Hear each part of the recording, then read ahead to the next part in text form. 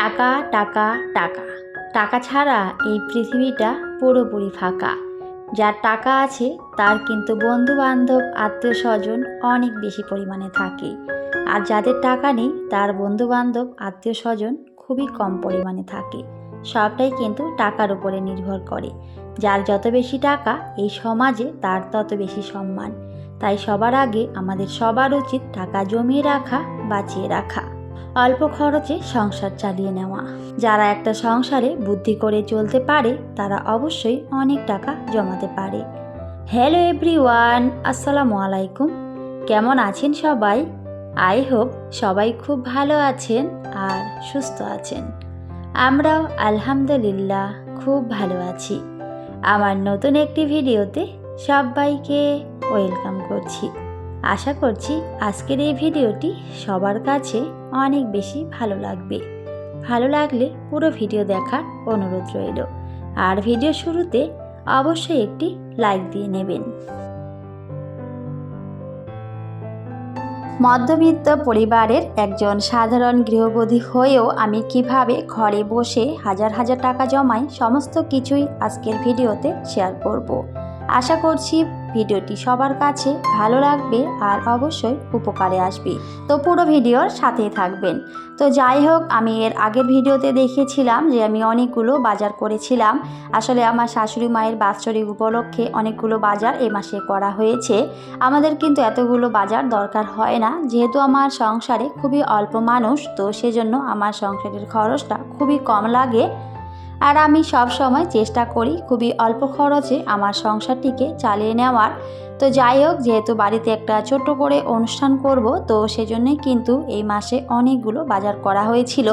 তো আমি কিন্তু একসাথে লিস্ট করে রেখেছিলাম, আর তার সাথে মুদি বাজারের সাথে সবজি বাজারও কিন্তু লিস্ট করেছিলাম। তো সেই অনুযায়ী কিন্তু আনা হয়েছে। আমার শাশুড়ি মায়ের বাৎসরিক উপলক্ষে কিন্তু এদিকে কাটাকুটি শুরু হয়ে গেছে। তো ভিডিও শুরুতে আমি দেখিয়েছি, তো সবাই মিলে কিন্তু ওখানে সবজিগুলো কেটে রাখছিল। আর এটা কিন্তু রাত্রেবেলার ভিডিও। তো যেহেতু পরের দিন অনুষ্ঠানটা হবে, তো দিনটা কিন্তু এখন অনেকটা ছোট, তো সেই জন্যে কিন্তু রাত্রেবেলায় এই কাজটা আমরা করে রাখছিলাম। তো আমার মাকে আসতে বলেছি, মা এসেছে, তার সাথে পাশের বাড়ির মামি এসেছিল, তো আর এক ভাবি এসেছিল। তো সবাই মিলে কিন্তু আমাকে হেল্প করছে। ওরা সমস্ত কিছু কিন্তু ওদিকে সুন্দর করে কেটে রেডি করে দিচ্ছিল, যাতে কালকে খুব একটা বেশি সমস্যা না হয়। কারণ যদি রেডি করে রাখা হয় তাহলে কিন্তু পরের দিন খুব একটা আর ঝামেলা হয় না। তো সেজন্যই আমি কিন্তু নিজেও এই কাজটা করি। আমি বেশিরভাগ সময় সমস্ত কিছুই আমার সবজিগুলো কেটে রেডি করে রাখি। এতে কিন্তু সকালবেলা আমার কাজের চাপটা অনেকটাই কম থাকে। যাই হোক, আমার সংসারে তো অল্প মানুষ, তো আমাকে অল্প রেডি করে রাখলেই হয়ে যায়। কিন্তু এখানে যেহেতু অনেকজন মানুষেরই রান্না হবে, তো এখানে কিন্তু প্রায় 60 থেকে 70 জন মানুষের রান্না হবে। তো সেই অনুযায়ী কিন্তু বাজারগুলো করা হয়েছে। তো সেই অনুযায়ী কিন্তু ওদিকে সমস্ত কিছুই রেডি করে রাখা হচ্ছিল, কারণ সকাল সকাল কিন্তু রান্না বসাতে হবে। ওই যে বললাম, দিনটা অনেকটা ছোট। আর এ মাসে কিন্তু আমার সংসারের খরচটা অনেকটা বেশি লেগেছে। যদিও আমার সংসারের খরচ খুবই কম লাগে, তো আমি সব সময় চেষ্টা করি খুবই অল্প খরচে আমার সংসারটিকে চালিয়ে নেওয়ার। আর অল্প খরচে সংসার চালিয়েও কিন্তু আমি প্রত্যেক মাসে টাকা বাঁচিয়ে রাখি, জমিয়ে রাখি আমার সেই সংসার খরচের টাকাগুলো। তার সাথে আমার হাজব্যান্ড যে হাত খরচের টাকা দিয়ে থাকে আমাকে, তো আমি সব সময় সেই টাকাগুলো জমিয়ে রাখি। তাছাড়া আমি নিজেও একটা কাজ করি, তো সেখান থেকেও যে টাকাগুলো পাই আমি সেগুলো আমার প্রয়োজন ছাড়া কখনোই খরচ করি না। তো আমি প্রয়োজন বলতে আমার সংসারের জন্যই আমি কেনাকাটা করি বেশিরভাগ। হয়তো নিজের জন্য এখন আর খুব একটা বেশি কেনাকাটা করি না। আমি চেষ্টা করি আমার সংসারটিকে কিভাবে আমি একটু একটু করে সাজিয়ে গুছিয়ে নেব। আসলে আমরা কিন্তু প্রত্যেকটা গৃহিণী বিয়ের পরে একটা সংসারে কিভাবে ভালো থাকা যায় বা কোন জিনিসটা কিনলে সংসারের ভালো হয় সেগুলোই কিন্তু কিনি। নিজের জন্য হয়তো খুবই কম কেনাকাটা করে থাকি, তবে অনেকের ব্যতিক্রম রয়েছে। তো যাই হোক, তাদের কথা নাই বা বললাম। তো আমার মতো কে কে রয়েছেন কমেন্টে জানাতে পারেন। আমি কিন্তু আমার নিজের থেকে আমার সংসারের জিনিসগুলো কিনতেই অনেক বেশি ভালোবাসি। যদিও আমার সংসারে সেরকম কোনো কিছুই নেই, তবে যতটুকু আছে আলহামদুলিল্লাহ আমি অনেক বেশি খুশি। আমি সব সময় চেষ্টা করি অল্প অল্প করে টাকা বাঁচিয়ে আমার সংসারের জন্য জিনিসগুলো কেনাকাটা করার। তো ওই যে বললাম আমি যে সংসারের খরচ থেকে টাকাগুলো বাঁচিয়ে রেখেছিলাম, তো আমার কিন্তু এই মাসে সেই টাকাটা অনেক বেশি কাজে এসেছে। কারণ এই মাসে কিন্তু আমাকে অনেকগুলো বাজার করতে হয়েছে। আর যেহেতু 60 থেকে 70 জনের রান্না হবে, তো সেজন্য কিন্তু একটু খরচটা বেশি লেগেছে। তো যাই হোক, আমি কিন্তু আগের ভিডিওগুলোতে দেখিয়েছিলাম, তো বাজারগুলো কিন্তু আমি গুছিয়ে নিয়েছি। তো সেই অনুযায়ী কিন্তু রান্নাগুলো করা হবে। তবে রান্নাগুলো কিন্তু আমি করব না, তো রান্না অন্য মানুষ করবে। তো যাই হোক, আমি কিন্তু এদিকে সমস্ত কিছুই শুধু রেডি করে দিচ্ছিলাম। আর আমাকে কিন্তু হেল্প করছিল আমার মা, মামি আর তার সাথে একজন ভাবি। তো সবাই মিলে কিন্তু আমাকে অনেক বেশি হেল্প করছিল। তো রাত্রেবেলা কিন্তু এদিকে সবাই মিলে সবজিগুলো কেটে নিচ্ছিল, আর তার সাথে আমিও কিন্তু এদিকে আমার ছোট ছোট কাজগুলো করে রেডি করে রাখছিলাম। কারণ অনেকগুলো কিন্তু মশলা নিয়ে এসেছিল, আর মশলাগুলো কিন্তু সমস্ত কিছু গোটা মশলা নিয়ে এসেছে। আসলে গোটা মশলায় কিন্তু রান্না করলে রান্নার স্বাদটা অনেকটা বেড়ে যায়। বাজারে যে গুঁড়ো মশলাগুলো রয়েছে, প্যাকেটের যে মশলাগুলো, সেগুলো কিন্তু খুব একটা ভালো না। তো আমি তো সব সময় চেষ্টা করি গোটা মশলাগুলো নিয়ে আসার, আর একটু ভেজে নিয়ে কিন্তু আমি বাড়িতেই সব সময় গুঁড়ো করে রেখে দিই। আমার রান্নার সময় সেগুলো অনেক বেশি কাজে লাগে। আর সত্যি গোটা মশলার খাওয়া শরীরের পক্ষে অনেক ভালো, কারণ বাজারে যে প্যাকেটের মশলাগুলো পাওয়া যায় সেগুলোতে কিন্তু অনেক কিছু মেশানো থাকে। তো আমার মতে গোটা মশলা বাড়িতে নিয়ে এসে তারপরে গুঁড়ো করে রেখে দেওয়া, সেটা শরীরের পক্ষে অনেক বেশি উপকার। তো যাই হোক, আমি তো সেভাবেই খাই। তো এখানে যেহেতু অনেকগুলো মানুষের রান্না হবে, তো সেজন্য কিন্তু সমস্ত কিছুই গোটা নিয়ে আসা হয়েছে। তো আমি তারপরে সুন্দর করে সমস্ত কিছু কিন্তু একটা একটা করে ভেজে নিচ্ছিলাম। আর আমি কিন্তু এদিকে হালকা করে মশলাগুলো ভেজে নিচ্ছিলাম, আর ওদিকে কিন্তু ওরা সবজিগুলো কাটছিল। তো ওই কাজটার পাশাপাশি আমি কিন্তু এদিকে এই কাজটাও করে নিচ্ছিলাম। কারণ যেহেতু একা সংসার, সমস্ত কিছু কিন্তু একাই সামলাতে হয়, আর সমস্ত দিক কিন্তু আমাকে দেখতে হয়। তো সেজন্যই একটু বুদ্ধি করে সংসারের কাজগুলো করার চেষ্টা করি। আর রাত্রেবেলা এই কাজগুলো করে রাখলে ওই যে বললাম সকালে অনেক বেশি সুবিধা হবে। শুধু বের করে দেব, আর যে রান্না করবে উনি কিন্তু ভালোভাবে রান্নাটা করে নিতে পারবেন। আর যেহেতু দিনের বেলায় খাওয়া দাওয়া হবে, তো দুপুরের নামাজের পর কিন্তু বাড়িতে মিলাদ করবে, আর তারপরে কিন্তু দোয়া হবে আর খাওয়া দাওয়া হবে। তো সেই অনুযায়ী কিন্তু আগের দিন রাতে আমি সমস্ত কিছু এদিকে রেডি করে রেখেছি। আর আমি একা বললে ভুল হবে, তো সবাই মিলে কিন্তু রেডি করে নিয়েছি। একটা সংসারে যদি একটু হিসেব আর বুদ্ধি করে চলা যায়, তাহলে কিন্তু অল্প খরচে সংসারটিকে চালিয়ে নেওয়া যায়, টাকাও বাঁচিয়ে রাখা যায়।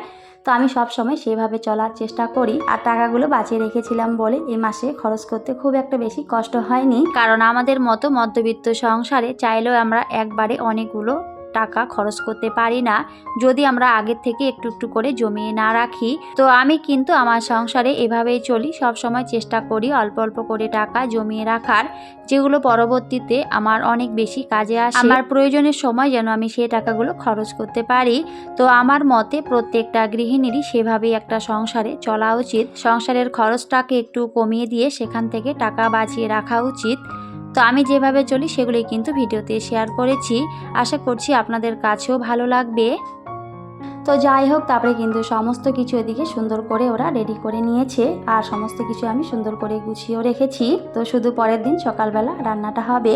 তো যাই হোক, এখনো পর্যন্ত যারা আমার ভিডিওটি দেখছেন কিন্তু একটি লাইক দিতে ভুলে গিয়েছেন, প্লিজ একটি লাইক দিয়ে ভিডিওটি কন্টিনিউ করবেন। নতুন বন্ধুরা চাইলে আমার চ্যানেলটিকে সাবস্ক্রাইব করে রাখতে পারেন। অনেকেই রয়েছে আমার ভিডিওগুলো দেখে কিন্তু এখনও পর্যন্ত আমার চ্যানেলটিকে সাবস্ক্রাইব করেনি।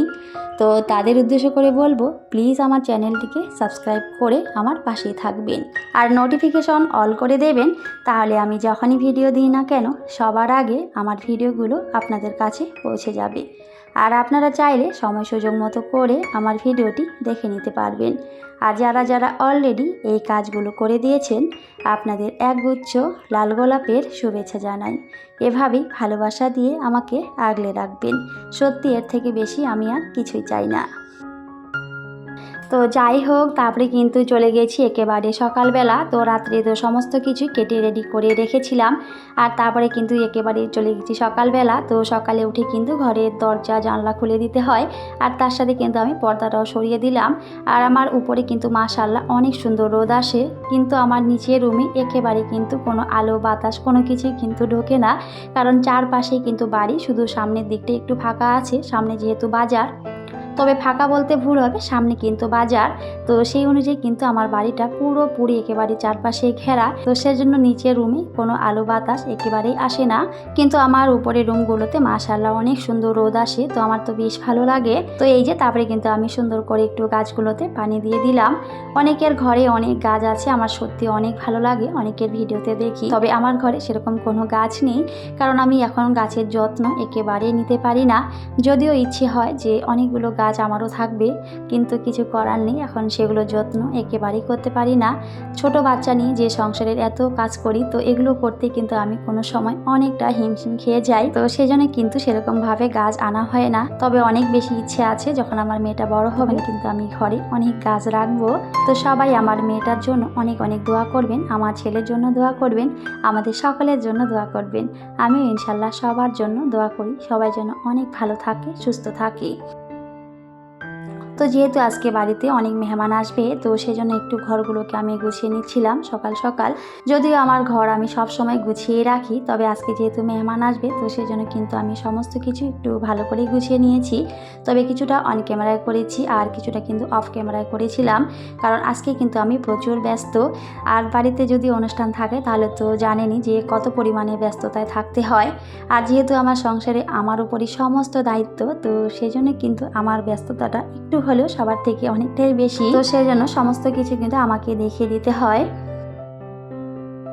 তো তারপরে কিন্তু আমি একটু একটু করে সমস্ত কিছু শেয়ার করেছি, তো আপনারা অবশ্যই দেখতেই পাবেন। যেহেতু আমার রান্নাঘরটা অনেক ছোট, তো সেখানে কিন্তু এতগুলো মানুষের রান্না করা একেবারে অসম্ভব। তো সেজন্য কিন্তু আমাদের গেটের বাইরে যে বাজারটা রয়েছে, তো সেখানে কিন্তু বাইরে ছোট করে একটা প্যান্ডেল করা হয়েছিল, আর সেখানে কিন্তু রান্না বাড়া করেছে। তবে ওই যে বললাম, আমি কিন্তু রান্না করিনি, রান্নার জন্য একটা মামা এসেছিল, তো মামা আর তার সাথে একটা মাসি ছিল, তো সবাই মিলে কিন্তু রান্নাটা করেছে। আর এদিকে কিন্তু আমার উপরের রুমগুলোতে কিন্তু মিলাদ করবে, তো সেজন্য আমি সুন্দর করে সমস্ত কিছু রেডি করে দিয়েছিলাম। তো যেহেতু বাড়িতে মেহমান ছিল, তো সেজন্য আমি খুব একটা বেশি আর ভিডিও করতে পারিনি, তো অল্প অল্প করে শুধু দেখিয়ে দিয়েছি। আর ওই যে বললাম, সমস্ত দায়িত্ব কিন্তু আমার উপরে, তো সেজন্য মোবাইলে হাত দেওয়ার খুব একটা সময় আমি পাইনি। তো যতটুকু পেয়েছিলাম সেগুলো একটু একটু করে শেয়ার করেছি। তো তারপরে কিন্তু নিচে সমস্ত রান্নাই করেছিল, আর নিচে রান্নাগুলো করে কিন্তু সেগুলো ছাদের উপরে নিয়ে যাওয়া হয়েছে। আসলে যেহেতু ঘরে একেবারে জায়গা কম নিচে, তো সেজন্যই কিন্তু ছাদের উপরে কিন্তু খাওয়া দাওয়া করা হবে। আর আমার ছাদটাও কিন্তু খুবই ছোট, খুবই একটা বড় না। তো যাই হোক, সমস্ত কিছু রান্না বাড়া এদিকে হয়ে গেছিল। তো যাই হোক, এদিকে কিন্তু রান্না বাড়া হয়ে গেছিল। তো একটা রান্না বাকি ছিল, সেটা ওদিকে হচ্ছিল, আর বাকি রান্নাগুলো কিন্তু উপরে নিয়ে গেছে। তো সেগুলো একটুখানি আমি শেয়ার করেছি। তো কি কি রান্না হয়েছে একটুখানি দেখিয়ে দিয়েছি। তো এখানে কিন্তু চাটনি হয়েছিল, আমসত্ত্বের চাটনি। তো আমসত্ত্বের চাটনিটা সত্যি অনেক বেশি টেস্টি হয়েছিল। আর তারপরে হচ্ছে রুই মাছের ঝাল হয়েছিল, তার সাথে 2 ধরনের মাংস হয়েছিল। তো অনেকেই খায় না, তো সেজন্য কিন্তু 2 ধরনের মাংস রান্না করা হয়েছিল। আর তার সাথে হচ্ছে ডাল করেছিল, তো মাছের মাথা দিয়ে আর মটরশুঁটি দিয়ে কিন্তু মুগ ডাল করেছিল। আর তার সাথে একটা শীতের সবজি করেছিল, আর সত্যি সবজিটা অনেক বেশি টেস্টি হয়েছিল।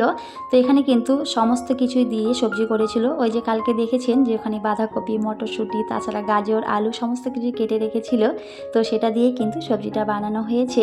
তো এই হলো আমার সাধারণ রান্না বাড়া। তবে একটা রান্না কিন্তু তখনও হয়নি, সেটা কিন্তু ওইদিকে হচ্ছিল।